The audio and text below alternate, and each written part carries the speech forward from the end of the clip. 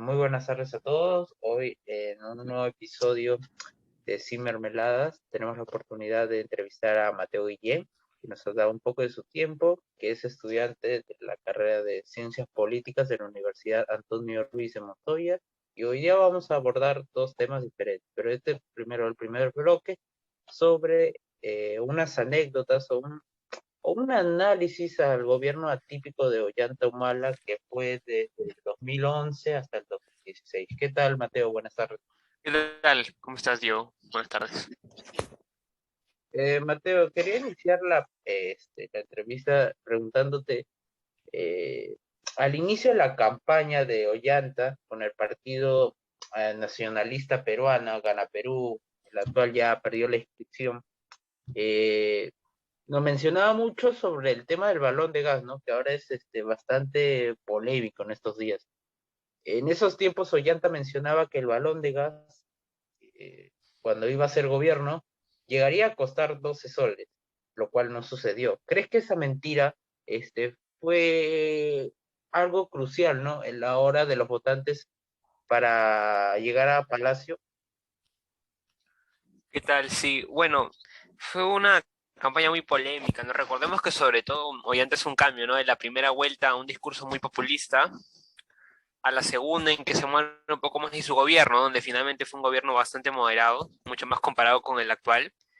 Pero sí, ¿no? Fue un mensaje populista un poco peligroso. También estuvo el excongresista Manuel Dahmer ahí alentando ese mensaje y que finalmente no había forma, no era un mensaje populista, digamos, para jalar votos. Es la clásica, ¿no?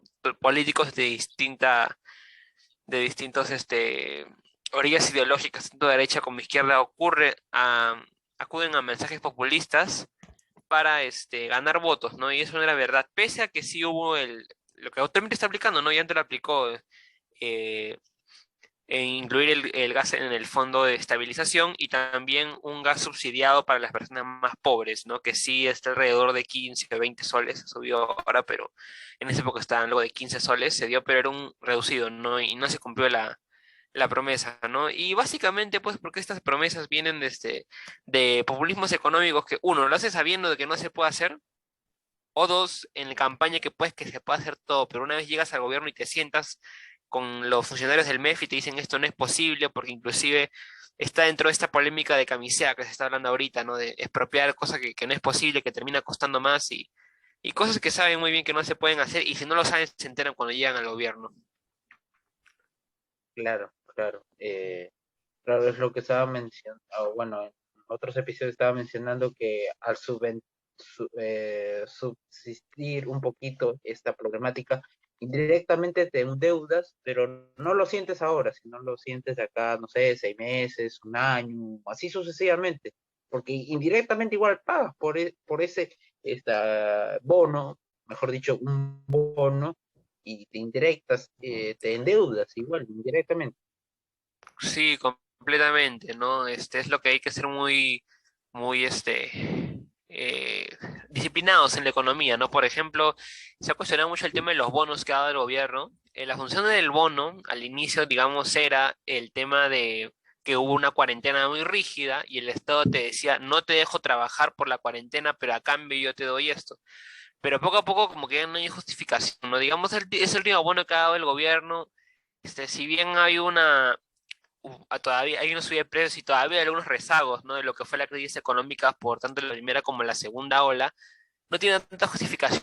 Inclusive la Premier ha dicho que quieren hacer un nuevo bono para el próximo año y como que de dónde, ¿no? Muchos economistas reconocidos como eres ministro de Economía, Alonso Segura, entre otros han dicho de que ya debería ser el último porque haciendo más ya se convierte en una política subsidiaria y estas como que tú dices se pagan a largo plazo o a Claro, en mediano sí, plazo porque nuestra situación no está muy bien económicamente hablando. ajá, claro, o sea, siempre en cada gobierno te van a decir mentira, mentira, ¿no? O sea, te van a decir, sí, esto sí se puede hacer, pero indirectamente te mienten y te ocultan la verdadera consecuencia de cada decisión, ¿no? Por Ujú. ejemplo, de las universidades, si tú dejas permitir a cualquiera, incrementas el presupuesto anual de todas las universidades, San Marcos, Cantuta, Villarreal, regionales, ¿no? Eh, Mateo, para la siguiente pregunta, ¿tú consideras que el expresidente no supo dominar el poder que le dio al pueblo? Y bueno, se dejó influenciar bastante por su esposa, Nadine Heredia. Bueno, en este mucho de mito, también hay cosas verdaderas, ¿no? Que si bien sobre todo yo recuerdo que en actos públicos a veces se veía un poco, digamos, incómodo, que la figura de la primera dama como que sobresalía por encima del presidente. No sé cierta cuál es exactamente pues la influencia. Y hay testimonios de ministros, ¿no? Que dicen de que finalmente esta influencia no era tan grande como decían, ¿no? Y sería cuestión de, quizás son temas pormenores, pero sí, o sea, sí hubo cierta influencia, él se dejó influenciar, yo creo, pero no creo que haya sido a tal punto de que ella gobierne, ¿no? Quizás consultar algunas decisiones. Ella misma no participaba dentro de los consejos de ministros, así que no, yo no creo que el tema sea tan grave como lo pintaban, ¿no? Mm. Bueno, según las informaciones que he podido recolectar, ¿no? En el 2019, Jorge Baratra, que está involucrado en el caso Odebrecht, mencionó un costo que también nos costó bastante por esas declaraciones, mencionó que Nadine Heredia tuvo participaciones, ¿no? En el gobierno, en decisiones, ¿no? Obviamente, por ser primera dama, no tiene ningún cargo público, ¿no? ¿Tú consideras que si Nadine Heredia no hubiera intervenido, porque nos vamos a veces suponer lo que mencionó Paratra, que mencionó que sí participó en algunas decisiones, ¿tú consideras que si hubiéramos tenido un gobierno de izquierda verdadera antes de llegar a lo que estamos viviendo ahora con Pedro Castillo? Bueno, es relativo, ¿no? El mismo Llante ya había demostrado, digamos, eh, cierta, digamos, moderación tanto en la campaña, cuando se acercó a los Vargas Llosa y demostró algunas figuras más moderadas para su equipo técnico en el caso de la segunda vuelta con Keiko. Y bueno, él prácticamente en entrevistas se nota de que él mismo no tenía la iniciativa de moderarse, él mismo habla de que se dio cuenta efectivamente que hay cosas que no se podían hacer. Quizás pudo haber también habido influencia de su esposa en eso, pero yo no creo que haya sido tan, como le pregunto, no creo que haya sido tan exagerado como lo pintan. Creo que de él también hubo voluntad de moderación, los mismos ministros lo dicen, ¿no? Hay una anécdota inclusive de Pedro Cateriano en su libro, ¿no? Que cuando Pedro Cateriano fue el último premier de Ollantumala antes de que él se vaya del gobierno, y Pedro Cateriano le dice, yo quiero cambiar al ministro de Economía. Y Ollantumala le dice, no, yo creo que es importante para la estabilidad que sea un ministro de Economía que esté haciendo bien su trabajo, ¿no? Que finalmente fue Fernando Segura, ¿no? Que es uno de los mejores ministros de Economía que en los últimos años. Y consecuencia de ello fue que Ollantumala tuvo dos ministros de Economía, digamos, bastante responsables, y como Luis Miguel Castilla y Alonso Segura. Sí, y no sé si te recuerdas también que había unos sketches de JB que siempre dejaba mal parado al presidente, ¿no? Que siempre las decisiones son en el momento que sus asesores le decían, ¿sabes qué? Hay que hacer esto por tal razón. Pero en el momento que tenía que decidir, tenía que consultarle a su esposa. Y no sé qué te recuerdas de esos sketches, ¿no? Y o sea, eran los rumores, ¿no? O sea, no se sabe todavía, declaraciones vienen, declaraciones van, pero prácticamente así ponía, ¿no? El famoso eh, cosito, ¿no? Cosito que le pusieron, Sí, sí. cosito humano. Pero, Sí. y ni siquiera, pero, o sea, si lo quieres comparar con un escenario actual, en esa época sí parecía, ¿no? Que había esta influencia, pero si lo comparas con ahora, ¿no? Que tenemos un presidente que ya es muy visible que él no toma las decisiones, que sus ministros, ya sea para mal, como en el caso de Bellido, que le paraba mirando la plana, o Mirta Vázquez, ¿no? Que el mismo presidente contradice a su primera ministra, que mientras eh, la ministra está sustentando el voto de confianza del Pleno del Congreso, y hablando de responsabilidad económica, invitando eh, invitando a los inversores, valga la redundancia, a invertir en el Perú. Ujú. Su presidente habla de estabilizar el gas de camisea, ¿no? Acá sí se ve claramente una influencia de fuerzas externas sobre el gobierno, más claramente en este gobierno, que no era tanto así, ¿no? Quizás en el gobierno de Otomala veíamos algo más lineal, ¿no? Que quizás en el caso de Humala si era alguien, se decía o se dice que es alguien de su familia como su esposa, pero en el caso Castillo son fuerzas políticas aliadas, ¿no? Como Perú Libre, como Vladimir Cerrón, y ahí es obvio que hay una influencia y que sea un presidente que no gobierna claramente. Claro, claro. Mateo, ¿tú consideras que la ex pareja presidencial son unos perfeccionistas en la mentira? Porque, o sea, si bien los rumores se mencionaban, ¿no? Y con el hecho que te estaba preguntando sobre la propuesta, las demás propuestas que no se llegaron a cumplir, ¿tú consideras que son unos perfeccionistas en mentir? Porque otras parejas presidenciales sí, pero creo que esto se podría llevar la estatuilla dorada. No decir la estatuilla dorada, ¿no?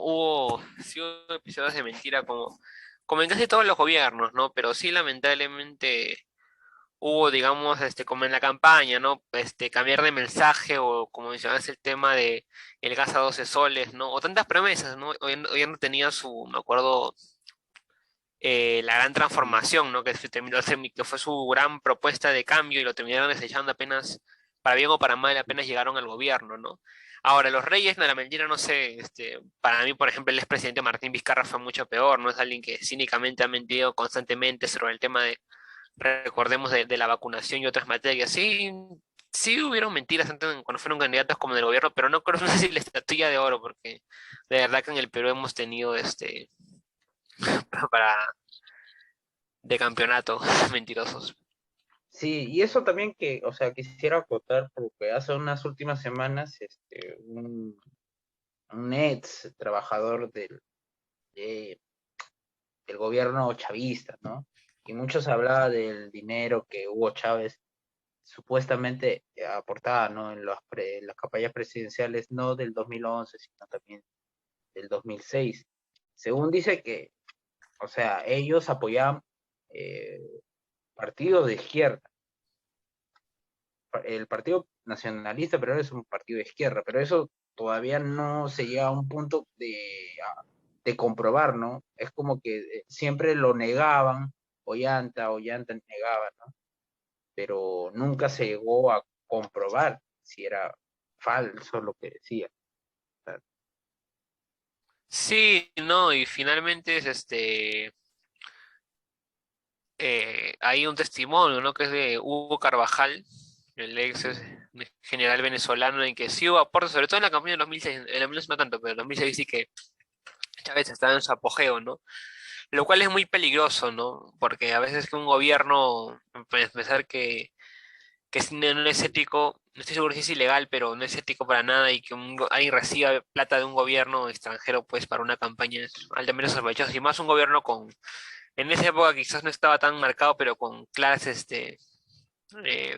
habido una dictadura, ¿no? Con una clara influencia dictatorial, y no solo fue a Ollanta, fue a distintos candidatos de izquierda en la región, lo cual es muy peligroso y demuestra pues que hay una afán expansionista dentro de estos políticos con claros dotes autoritarios, ¿no? Pero bueno, menos mal finalmente, por distintas razones, Ollanta hizo un gobierno moderado y no terminó plegándose a estas políticas, tanto por factores externos como internos. otra mentira también podría ser, ¿no? Que, o sea, al inicio pintaba la misma imagen que Pedro Castillo, ¿no? Que va a haber un cambio, un nuevo Perú, una nueva nación, pero en el momento de ya hacer las cosas, prácticamente cambió ese pensamiento. Es que, como digo, la mentira te lleva a grandes cosas, ¿no? En cambio, ser honesto con todos, creo que no te lleva a grandes cosas, y eso lo vemos en la política, ¿no? Grandes personajes mienten y llegan a grandes puestos. Sí, completamente. Lamentablemente en la política se ha normalizado mentir, acudir al populismo. En el caso de Yanta fue para bien, ¿no? Porque, digamos, no tuvimos finalmente ese gobierno de izquierda socialista que temí, más bien tuvimos un gobierno en la economía, digamos, estable, que logró gestionar bien las cosas, políticamente, mucho más, eh, con estabilidad política que el quinquenio 2016-2021, donde tuvimos, cuatro presidentes. Ujú, sí, sí, es cierto. Eh, bueno, Mateo, esto ha sido la parte uno del bloque de Ollanta Humala. Ahora